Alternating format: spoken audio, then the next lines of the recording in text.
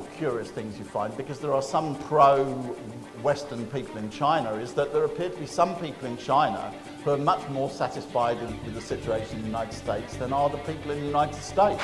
That China, by pursuing its own national rejuvenation, is also able to take a gigantic step forward, not only for its own country, but for the entire world, which is to see people, to see old-age pensioners who had fought Nazism in Germany, who fought during the Second World War in the great anti-fascist war, when Russia lost 27 million people, standing on the streets of Moscow, selling a single cigarette, because they were so poor and to have even any money at all. That was what they were trying to sell, not even a packet of cigarettes, one cigarette. You tell the women of India that they could live 9 years longer, read and write, and not have their children be brought up in poverty, and they were allowed to emigrate to China, I assure you several 100 million people would quickly go north of the Himalayas. $153 million paid by companies for Wall Street and American companies for speaking by Bill and Hillary Clinton. Well, I've heard some very good speakers in my time, but I've never heard anybody who was worth $153 million. That is, China cannot be murdered. So they have to, as I put it, try to persuade China to commit suicide. China took 728 million people out of poverty, and the whole of the rest of the world took only 152 million. But it's China, a socialist country, which accounts for 83% of the reduction of poverty. It's socialism which gets people out of poverty, not capitalism, and produces the most rapid growth in the world. I believe in pointing people in the right direction, but in the end, we should 通过电视剧《纸牌屋》，我们一窥西方民主政治幕后的黑暗，但现实往往比戏剧更离奇。You know I'm right. 为什么炮打议会的叶利钦会是美国精英心目中的民主派？为什么统治香港100年的英国殖民者未曾给予香港人民一丝民主，却在向中国移交主权之际，竭力鼓吹所谓的民主自治？看似疯狂，自有缘由。生存还是毁灭，从来不仅仅是一个问题，而是千百万人的生命与生活。在中国崛起的路上，让我们来听听一位西方政治的局内人给中国人民的警示。全球视野，家国情怀，欢迎收看本期的青年网络公开课。在中国的网络上，有人称他为杨五毛，但是他更愿意称自己是社会主义学者。他出身于牛津大学的经济学专业，曾任昔日帝国的地方高官，也曾见证过前苏联解体的世纪悲剧。他就是来自于中国人民大学重阳金融研究院的高级研究员，前伦敦经济与商业政策署署长罗思义老师。有请罗老师为我们揭露比纸牌屋更黑暗的西方政治。有请。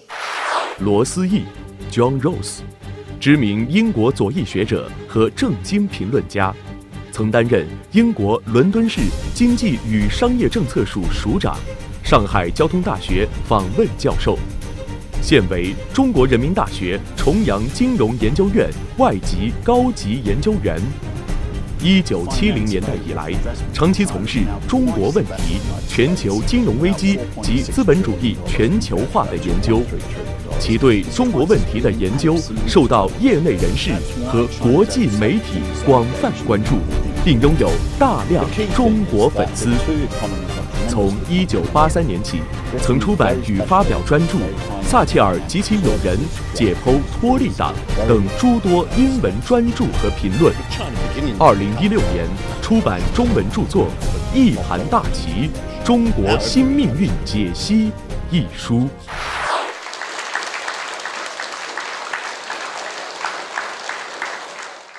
please have a great pleasure to be able to talk about what is the most important subject in the whole world. And the most important subject in the entire world is the question of the national rejuvenation of China and its relationship to the fate of humanity. Because I want to explain that these two are inseparably connected. Not that China has to subordinate its interests to the general interests of humanity, but that China, by pursuing its own national rejuvenation, is also able to take a gigantic step forward, not only for its own country, but for the entire world. And I want to explain that. And for that reason, I cannot think of any greater privilege than to be able to speak to an audience of young people in China, because I mean it very sincerely, that it is on the young people in China that the whole future of their own country depends, and on which the whole future, in a way I want to explain, of humanity depends. I am not a person who makes compliments for the sake of it. I'm rather cautious and precise, and I want to therefore explain in this lecture why these words that I mean are meant absolutely seriously. And I hope you will understand that by the time that we get to the end. However, what I want to explain is that the ruthlessness of House of Cards is nothing compared to the ruthlessness of the real politicians who carry out actions against China, in particular of the US neocons. Because in House of Cards, they kill one people or two people, or maybe five, I can't remember exactly how many people are killed, but it's not very many. And they engage in conspiracies against each other and so on. But the people who've run this neocon policy in the United States have killed millions of people. House of Cards is nothing compared to what their policies are. That's why I chose the article. Western policy is much more ruthless than anything you will see in House of Cards. They invaded whole countries, and destroyed them, such as Iraq or Libya. They created the problem of Islamic terrorists. Before the invasion of Iraq, Islamic terrorists were a very unpleasant and reactionary group of people who had no power in Iraq. After the invasion, they control large parts of Iraq, etc. And something that particularly affects you is these people have to prevent China achieving prosperity. That is, the Chinese people, they have to stop the Chinese people achieving the best possible standard of living in China. Not merely all the aspects of national rejuvenation in China, but the most simple of all, which is the desire of people to live as well as they can, to live as long as they can, to be as happy as they can, to bring their children up as well as they can. And I want to explain why they have to try to stop this, and why this is deeply reactionary. What does the United States present itself as supporting? Let's look at the negative, US policy. It says it supports democracy and human rights. It says it wants China to succeed. Okay, so what I'm going to do is I'm going to examine the facts. And the fact is, these statements are not true. US foreign policy, in particular US neocon foreign policy, is not based on support for democracy, as the facts will show. It is based upon whether a country supports or does not support the policy of the United States. In particular, it is a question that the United States foreign policy, particularly neocons, has a simple goal, which it says, which is the United States must be the most powerful country in the world, and therefore your foreign policy has to be to support the position of the United States as the first most important country in the world. This is the reality, and I'm going to show you what this reality is. What experience am I going to draw on for this? Well, I have a difference to the other people in this room because I was born in the West. Therefore, I've lived all my life in the West, and I understand it more directly than people in China, and this gives me advantage to understand some things. Secondly, I worked for 8 years in Russia from 1992, and I saw a national catastrophe. One of the things that most concerns me is I do not want to see occur in China what I witnessed with my own eyes in Russia, which I'm going to describe later, which is one of the greatest geopolitical catastrophes in history. As Vladimir Putin quite right put it, as the greatest geopolitical catastrophe of the 20th century.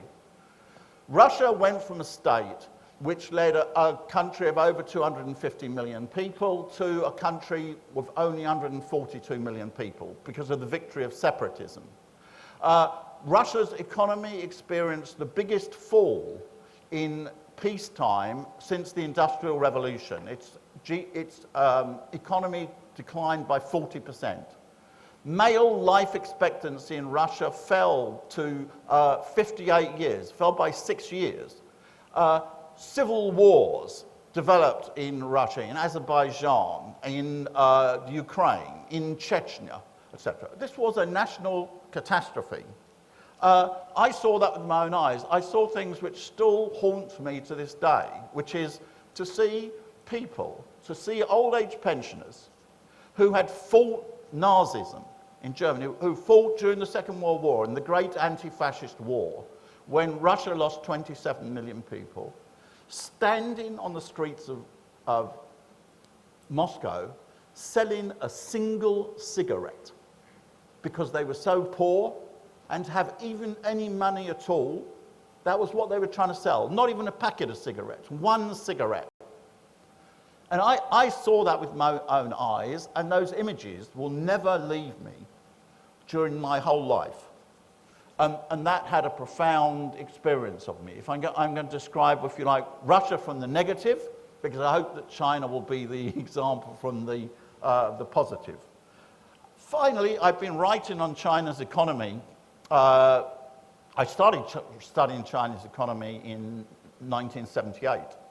But I wrote my first big article on the Chinese economy in 1992. This is 24 years ago. So I haven't discovered China, last week. The title of that article was called "Why the Economic Reform Will Succeed in China and Fail in Russia." The analysis of that was very clear and follows from the title.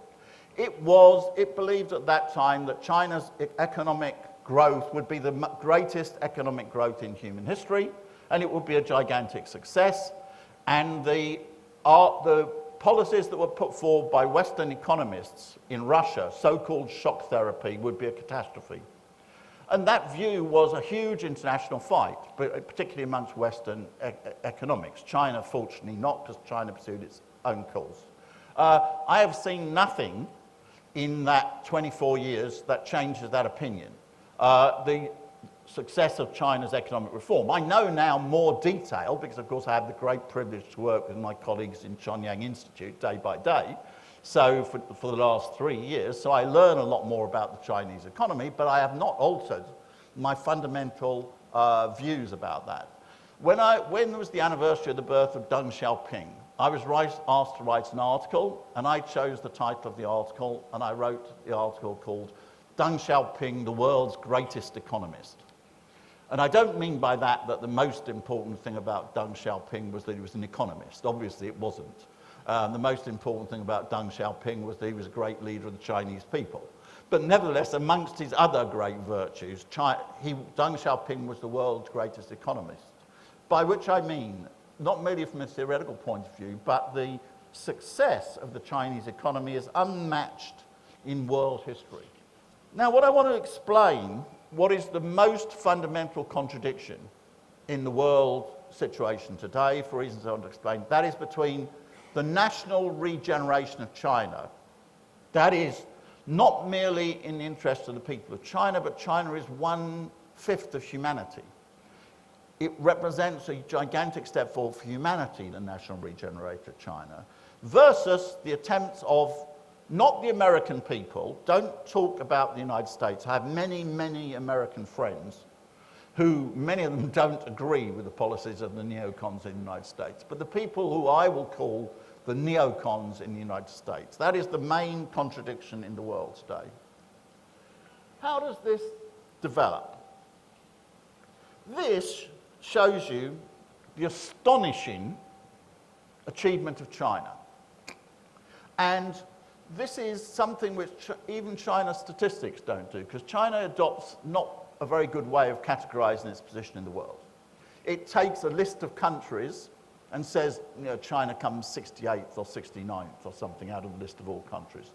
But that's a misleading way of doing it, because that means that Monaco, which has a population of 80,000 and certainly has a higher GDP per capita than China, is counted the same as India, which has a population of 1.1 billion and has a lower GDP per capita in China. So the most accurate way to do it, as I've done it on this chart, is to take it by population. And you can see what has happened in that, which is China went in 1949 and then in 1978 from being one of the poorest countries in the world. In fact, in 1949, there were only 10 countries in the world that were poorer than China, because China had been devastated by 100 years of invasions, wars, foreign oppression, etc.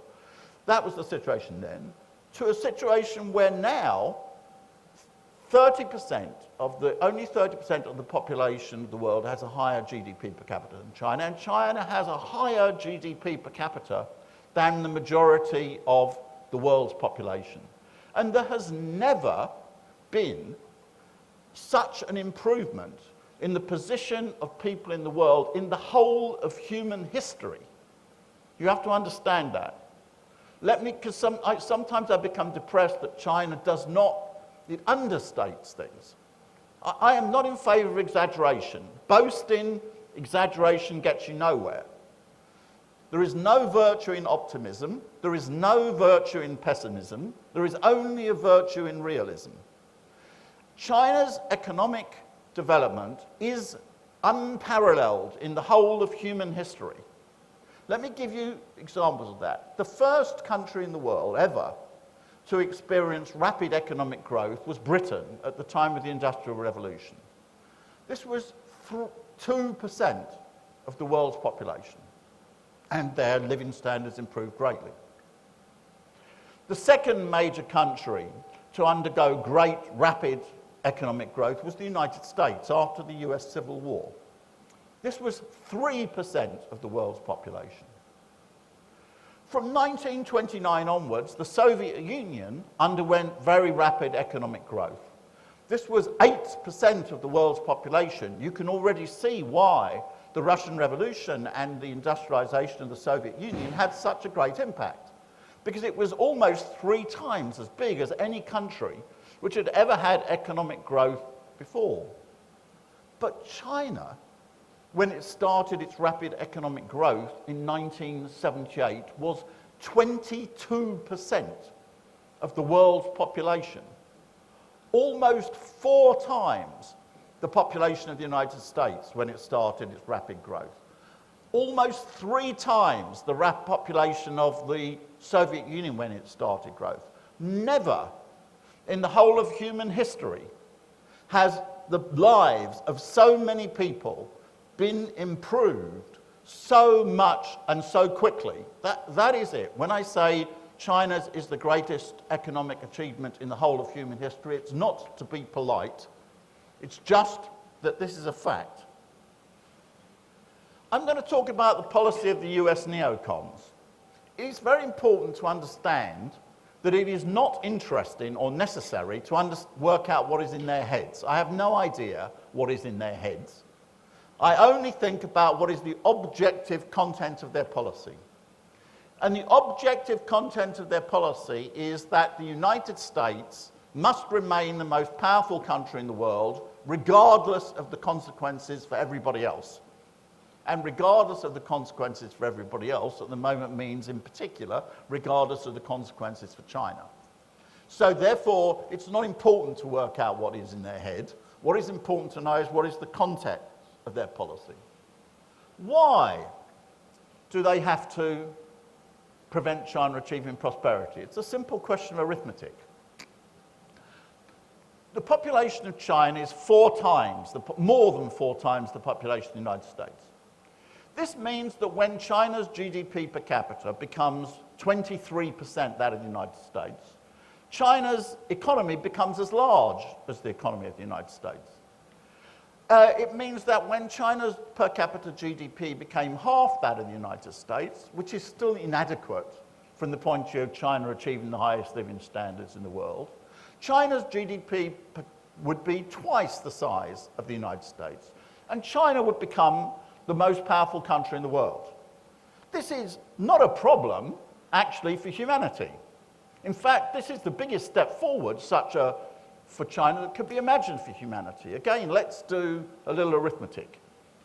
Taking the World Bank definition of what is a high-income economy, which is just about over $12,000 per year per capita GDP, at the present time, 19.2% of the world's population lives in such economies. So let's call it 19%. Right. China is by itself 18.9% of the world's population. Again, 19%. In other words, the population of China is essentially the same as that of the whole population of the world, which lives in high-income economies. But China is very close to becoming a high-income economy by World Bank standards. China has its own criteria, which is moderate prosperity in a comprehensive way, which is to be achieved by 2020. Okay, this is China's criteria. I'll help it by using World Bank criteria, of the international one. It's just a little bit higher. It means that China might just achieve this by 2020 if it grows very quickly. If not, it'll achieve it about 2021, 2022. So China is very close to being high-income economy. Can you imagine what a wonderful thing this is for the world? The number of people who are living in high-income economies will double. This is not only great for China, this is absolutely great for the entire world. What a step forward that can be taken. Right. And it's not merely a good thing in the sense that people can look at it and say, oh, it's great, China's doing very well, we applaud very much, which I know when I teach students from Africa or Latin America they do.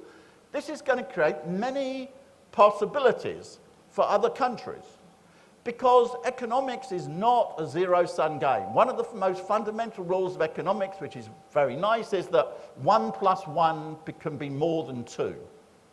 By which I mean the most powerful force of economic development is division of labour, socialisation of labour. This means that if two countries cooperate, they can produce a bigger output than either of the countries separately and added up. So therefore, the possibilities that for China's development that will be created for other countries are enormous. You can already saw that in talks and other things that are already happening for China in Southeast Asia. But if you take One Belt, One Road, for example, it means that China is spreading its prosperity out into other countries. So this is great for the world. But of course, for the US neocons, this is not a good thing. This is a disaster. Because it means China becoming prosperous means that China will become, or rather the United States will no longer be the world's most powerful country. And by their definition, that's a disaster. I don't care. Britain is not going to be the most powerful country in the world, I can assure you. I don't really care. From the point of view of humanity, it's not important. What is important is the general interests which occur from the situation of humanity. Now, what I want to look at is the methods that the United States uses, or the US neocons in particular. And again, when I mean US here, in order to avoid it, I'm talking about its official foreign policy, its official policy. I don't mean the US people who have quite different interests in it. Let's firstly look at, to show that what they claim is the case is untrue. Let's take, for example, claim that what US policy is based on is democracy. Well, let me take your country. I'll take the country of Saudi Arabia. In Saudi Arabia, nobody has a vote. All political parties are banned. Women are not allowed to drive cars.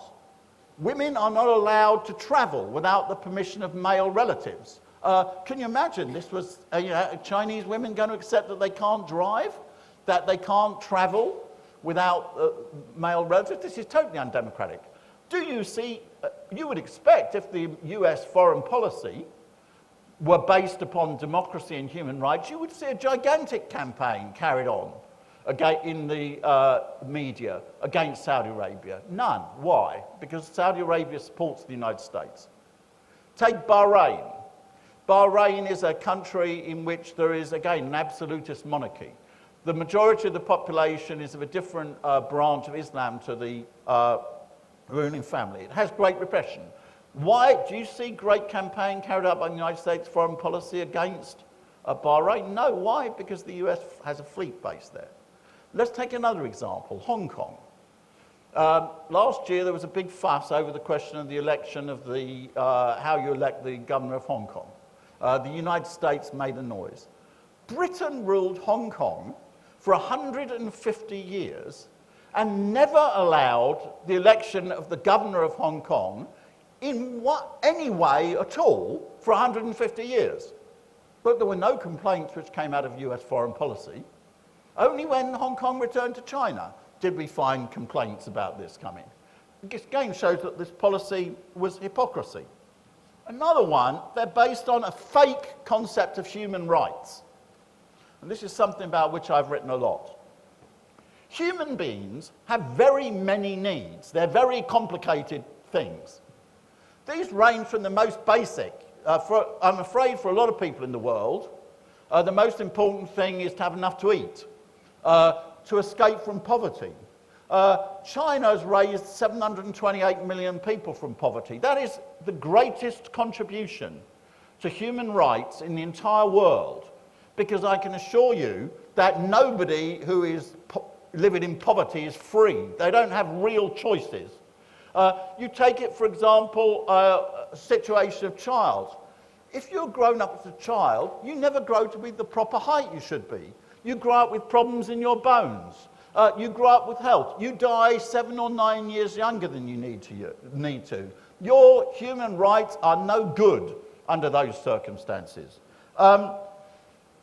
Others, fortunately, they then get when we advance from this, they need personal security. They want to pursue their own national way of life, not be dictated how they should live to. They want to pursue culture. They want to pursue science. There's this huge range of real human needs.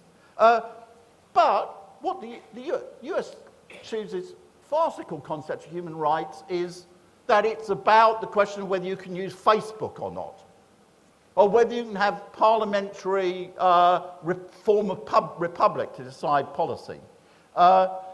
This is a ridiculous concept of human rights. An example to show you that. Let's take a comparison. The famous thing, women hold up half the sky. Well, let's be precise. Let's take the two biggest groups of women in the world, which is Chinese women and Indian women. And don't forget that Chinese women and Indian women, make up 1/5 of the world's population. A Chinese woman lives 9 years longer than an Indian woman. A Chinese woman is 93% likely to be literate. An Indian woman lives 9 years less. She has 1/3 chance not to be able to read and write. She has a 40% chance her children will be stunted because they're poor. 700 million people in India do not even have a toilet in their house. Do you think that the rights of an Indian woman, human rights of an Indian woman, are as good as the rights of a Chinese woman? You tell the women of India that they could live 9 years longer, read and write, and not have their children be brought up in poverty, and they were allowed to emigrate to China, I assure you several 100 million people would quickly go north of the Himalayas. Why do we have this farcical concept, this misrepresentation of human rights? As I said, China lifted 728 million people out of poverty, and the whole of the rest of the world, incidentally, only achieved 152 million. 83% of the reduction of poverty in the world is due to China. Right. Why do you have this? Because, as the French philosopher Etienne Balibar liked to put it, so let's go from the myth about the Western policy to real Western policy now. It was very well put by a French philosopher, Etienne Balibar, who said that the reason that the West so much objects to the use of the term in Marxism of the dictatorship of the proletariat because it wants to conceal the dictatorship of capital. And the real system which exists in the West is exactly the dictatorship of capital, with just a mask on it. And I will then go through you again to explain this from the point of view of facts. This mask, we can have soft forms of this mask.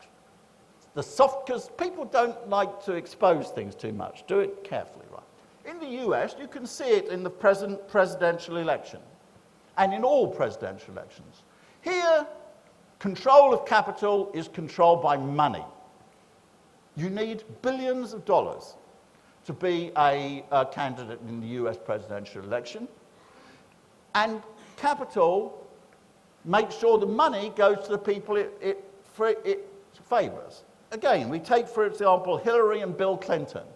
$153 million paid by companies for Wall Street and American companies for speaking by Bill and Hillary Clinton. Well, I've heard some very good speakers in my time, but I've never heard anybody who was worth $153 million for delivering speeches. That was not speech. That is a way to get money to people in disguised form. In the US Democratic primary election, people think that it's run just by people voting. Not true. There are 712 delegates who are not elected by anybody. They're what are called superdelegates. And why were they put there? They were put there to make sure that Bernie Sanders isn't defeated by Hillary Clinton. It's very simple. They are to stop any democratic choice of the US presidential candidate. Right. In the worst, when there were more social terrible conditions, of course you've had even more things, because there is unfortunately a history of political assassination in the United States. Several leading figures in the American political system, Martin Luther King, for example, were assassinated.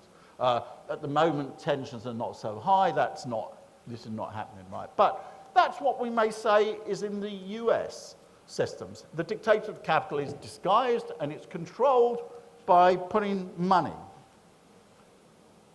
Right, now in some cases, things are not quite so much under control. And more radical methods have to be used.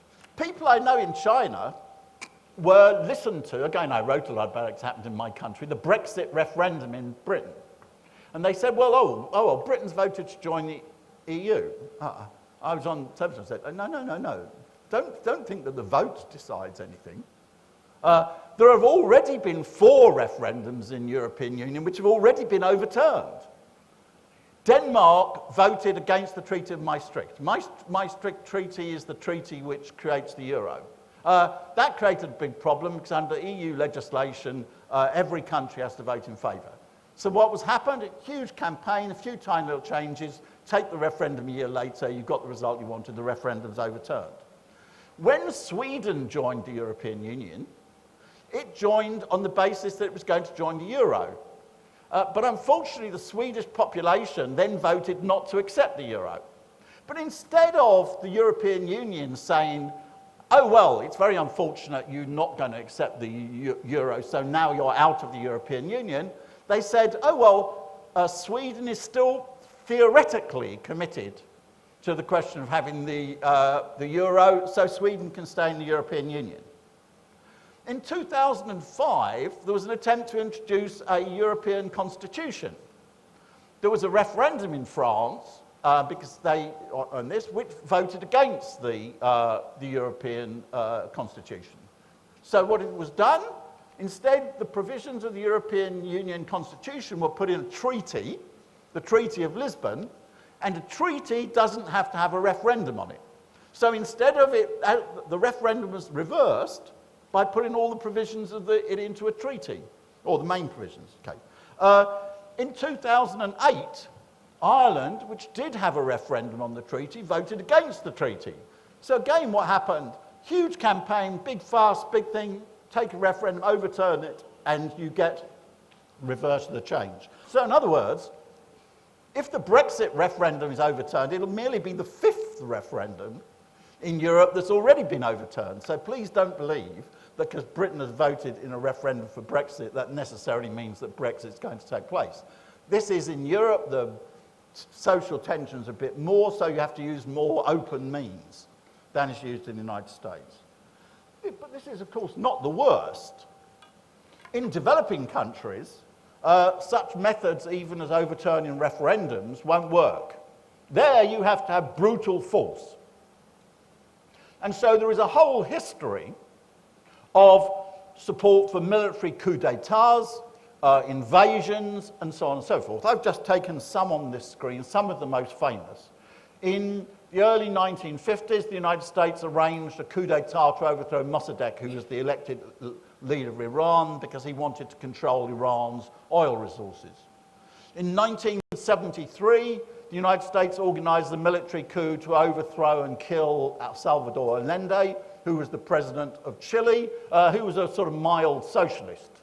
Wars, Vietnam, 1 million people killed by the United States invading Vietnam. Iraq, invasion of Iraq leading to chaos, which is continuing to this day. The whole world is paying for Iraq, and incidentally, my continent, Europe, is particularly paying for it because the terrorists who were previously powerless have now become powerful in countries like Iraq, Syria, and Libya, and are letting off bombs in Europe. Mainly, I'm worried about that, more than 100,000 people in Iraq were killed, but the Europeans are paying a price as well for this policy. Libya has exactly the same type of policies. So these are the, so if overturning referendums won't work, or if money won't work, then you can use more brutal means. But this is the big difference for the United States with China. China is too big, too powerful. It cannot be murdered, as I put it. It has a privilege which Iraq doesn't have, or Chile didn't have. Not even the most crazy American neocon at the present time proposes a war with China. That is, China cannot be murdered. So they have to, as I put it, try to persuade China to commit suicide. Now, this might sound crazy. How can you persuade a country to commit suicide? But I'm afraid the US has some success in this. The best example of this was, of course, the one which happened in Russia. In Russia, you had a totally confused person, Gorbachev, who was used by the United States to create political chaos in the country and support people like Yeltsin, and imposed upon Russia, not by military defeat.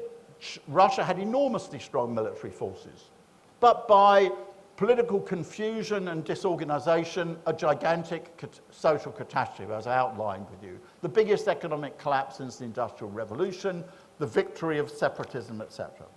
It's important to understand there, because I was there. I knew this catastrophe was going to occur, and that's why I went there. They were very naive. They believed that if they were not hostile to the United States, if they were friendly to the United States would be friendly about them. It's like trying to be friends with a wolf, right? All they did was they promoted separatism in Ukraine, in the Baltic states, in Central Asia. They brought NATO to the borders of Russia, despite the fact they promised they didn't to. They overturned Russia's allies in Syria, Iraq, Libya, or other. Now, do you know what all my Russian friends say? They tell me, you were right. But the problem is, it's too late. I'm very pleased to see the friendship developing between Russia and China. This is good. I hope they succeed. But it's going to be very, very hard because the catastrophe has taken place. And what I don't want, the biggest fear I ever have, is in 10 years' time, my Chinese friends say to me, John, you were right. Tibet has been taken from China. Taiwan province has been taken from China. Xinjiang has been taken from China. Hong Kong has been taken from China. The Chinese economy has fallen. John, you were right. I don't want that. I want what I saw with my own eyes, the catastrophe in Russia, to be the opposite. I would be very lucky I'm not a romantic person. I don't believe in Hollywood films. I don't believe that everything has a happy ending. The difference is the Chinese people can. They have not suffered the national catastrophe. They can stop it happening. And in this case, I want a Hollywood ending. I want, when I'm 10 years' time dying, or with my children around me, etc., to think that China succeeded. China did not make these mistakes. China took this great step forward, not only for its own country, for its humanity, but for humanity. Another example I want to deal with is why you can persuade countries to commit suicide not only geopolitically, but you have to do it economically. But I want to explain why the US has to slow down China's economy. It's because a presentation sometimes appeared in some media in China, which is very misleading. It says the US economy is very dynamic, the US economy is growing very quickly. It's not true. That's why I've put this graph up to show you. The US economy has been slowing down for 50 years. Don't get me wrong, I don't believe it's going to collapse or anything. I don't believe there's going to be a new 1929 or anything of this type. But the US economy has been slowing for 50 years. Its growth rate is 2.4%. It cannot defeat China by making the US economy grow quickly. The only way that the US can remain more powerful than China is to slow down China's economy. And it did do it to other countries. In the 1970s, the United States slowed Germany's economy. It slowed Japan's economy. In the 1990s, it used the debt crisis in East Asia to slow South Korea and the Asian tigers. Now it wants to slow China's economy. And this I do object to. Why? Because it means that the Chinese people will not achieve prosperity. It is wonderful, the achievements that China's economy has made. As I said, it is the greatest economic achievement in human history. And again, personally, the first time I came to China, I was in the municipal hall in Shanghai, and I saw a picture of Deng Xiaoping and his visit to Shanghai, and tears came in my eyes, because I knew what that person represented from the point of view of their achievements for so many people in China, and therefore for so many people in the world. That task has had a gigantic beginning, and China is close to prosperity, but it still needs to develop for 10, 20 years there. And the attempt to slow down the Chinese economy in the interest of the United States means that the policy of the neocons is essentially that the Chinese people must never achieve prosperity. And as a member of the human race, I do thoroughly object to that proposal. I've got my own reasons, and people in China have got even more reasons for opposing it than I do. Let's therefore look at what China achieved. I am a supporter of the economic policies of Deng Xiaoping. I already told you the article I wrote, Deng Xiaoping, the world's greatest economist. I'm not a supporter of the planned economy of China prior to 1978. But I want to tell you one thing, the social achievements of China in 1949 to 1976 and 1978 are also the greatest in human history. And I mean that, again, without any exaggeration, because I studied it. It's well known to economists that the single best indicator of overall well-being is average life expectancy, because average life expectancy sums up all the things which are good, all the things which are bad, and shows you them in a single figure. In China, in 1949 until 1978, China's life expectancy increased by 32 years in a 29-year period. There has never been anything like that in human history before. Right, and I studied them. I know there are other times, Britain in the latter half of the 19th century, the US after the Civil War. China is almost twice as fast. This is why the theory of historical nihilism, the attempts to say that what occurred in China before the death of Mao Zedong or something, is wrong, is pure nonsense. and very disgusting nonsense, because the social improvement in that period is the greatest in the whole of human history. And again, I repeat, I say that as somebody who supports the economic policies of Deng Xiaoping, not the economic policies that were pursued then, but you've got to be objective about what was achieved in that period, right? China's economic growth from 1978 to 2015, 9.7%, is the fastest ever recorded by a major economy in human history. China has the fastest rise in consumption, that is the material basis of living standards, of any country. And again, still my favourite policy, my favourite point is what it means for the world that China took 728 million people out of poverty and the whole of the rest of the world took only 152 million, which incidentally shows the nonsense that it's the claim that capitalism in China, which has made its achievements. If capitalism was what took people out of poverty, the biggest increase in taking people out of poverty wouldn't be in China, it would be in the rest of the world. But it's China, a socialist country, which accounts for 83% of the reduction of poverty. It's socialism which gets people out of poverty, not capitalism, and produces the most rapid growth in the world. Right. This then leads to what I experience in some sort of psychological drama, and I can feel it, and I know it's a discussion in China.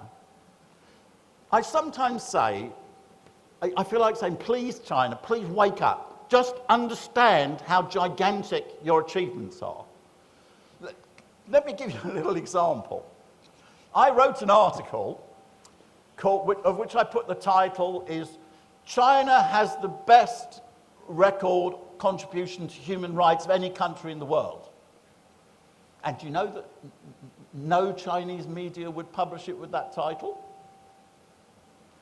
They wanted to put titles like, China has made a very big contribution to human rights. Or one did put it, they put, China's got the biggest contribution to human rights, but they insisted on putting a question mark after it. I didn't have any question mark in the headline I put. And again, I'm not saying this to attack the media, it's some lack of self-confidence. And I want to say that modesty in individual human beings is a great virtue.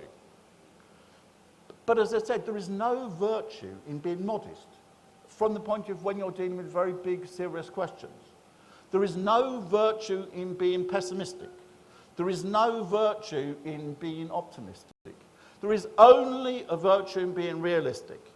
If I say that China is the greatest achievement in human rights of any country in the world, it's because I've studied the other countries, and I mean exactly that. And I don't mean that it's very good, and I don't put a question mark after it. It means that I've studied the other countries, and that's my considered position, and I'll present the reasons for it.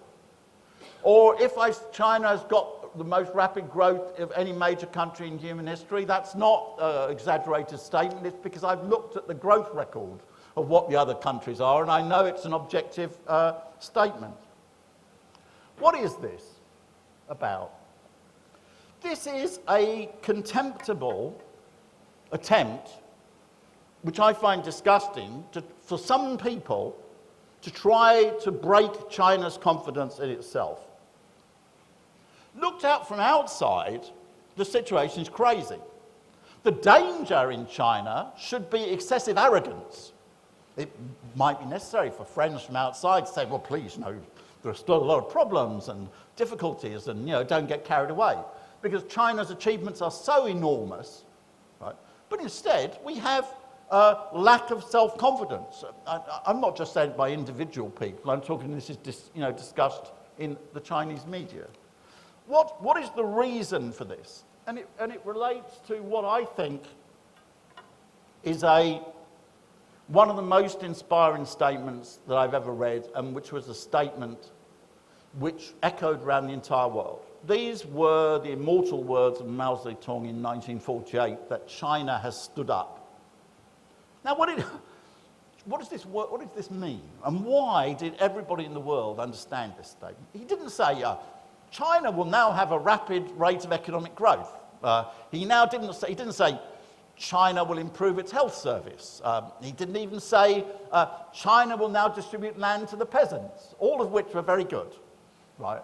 He said China has stood up, by which he means China has stood up in every single way, in its economic way, in its social way, in its cultural way, in its psychological way. It has no desire to be better than anybody else, and it is not going to accept that it's 1% less good than anybody else either. And do you know why people understood that? Because there were many, many other people in the world who felt the same thing. There were the people, black people in South Africa who were under apartheid. There were people in Latin America who'd been invaded, and they wanted to stand up also. And the reason that those words were so much was because somebody has stood up. And more importantly, the biggest country in the entire world has stood up. And that's going to change the situation which exists in the world. Latin America was another example. They were trampled on for 100 years. Every time there was somebody progressive in America, they were trampled on. They had lack of self-confidence. What China did was it changed the situation in the world by those words. And it's changed it, of course. It's not merely enough to say China has stood up in a psychological sense. Then you do have to distribute land to the peasants, make the economy grow, build a health service, and all these other boring types of things. Well, they're not boring, sorry, I shouldn't say that. They're incredibly important things. But the ones that are not captured, they've all got to be done, and they are being done. What does it mean? And this is why I want to come back to what a privilege it is to speak here. And I want to try to convince you that what I was saying was not just to be polite. China has its national rejuvenation within its grasp. Nobody from the outside can defeat China. That is the great achievement of the situation since 1949. There's going to be no Japanese invasion, no crazy US neocon wants a war. Only China's lack of self-confidence, only China solving its own problems, not solving its own problems, will prevent China's national rejuvenation. If it doesn't do that, the price that it will pay will be merciless. I will not end my life very happily. History, the great German philosopher Hegel explained that at a certain point in time, a certain country represented not only its own interests, but the representatives of the whole of humanity. If we take European history, in the 16th century, Holland made the first successful capitalist revolution in the world. Holland is a tiny country, but this represented such a step forward from the point of liberation of humanity that people were still writing about this centuries later, and it inspired people. In 1776, the United States broke with Britain to create what became the most powerful country in the world. The United States was the most important country at that time, or what was going to become the United States. 1789, the Great French Revolution took place, which transformed the whole of Europe. With France was the key, not only to France, but to the situation of humanity. In 1917, a great revolution took place in Russia that led not merely the Russian people forward and protected their country for decades, but was responsible for the destruction of the colonial empires and set up a process of liberation, and of course had a gigantic effect inside China. The Chinese Communist Party would not have existed and began its origins. It's true that, of course, then Chinese Communist Party had to develop its own ideas and to integrate Marxism with China, etc. But it only existed because in 1917 the Russian people stood up, if we want to take Chairman Mao's expression, and took power. And that revolution was incredibly positive. Now, from the reasons I've explained in this, the decisive place in the entire world is China. For objective reasons I've tried to explain it. So not to be polite, I mean it totally seriously, and I hope you understand why. But again, I want to explain what it means. It does not mean that what China should think about now is the interests of everybody else. Please think about the interests of other people a little bit. But nevertheless, that's not the important thing. It is that China's own national rejuvenation is not only the key to the development of China, it is the key step that can be taken today in the rejuvenation of the whole of humanity. And it takes a great task, because the thing I've tried to explain to you is how powerful and how ruthless are the people outside who want to stop this. China has many friends in the world, but it also has some powerful and dangerous enemies. And what I want above all, and it relies upon the young people here, is for China to be powerful enough that it can be friends with the many people in the world who want to be friends with China, and it can be strong enough to defeat its enemies who have only bad intentions, not only towards China, but towards the rest of the world. And if I've explained some of that tonight, I'd be very happy indeed. Thank you.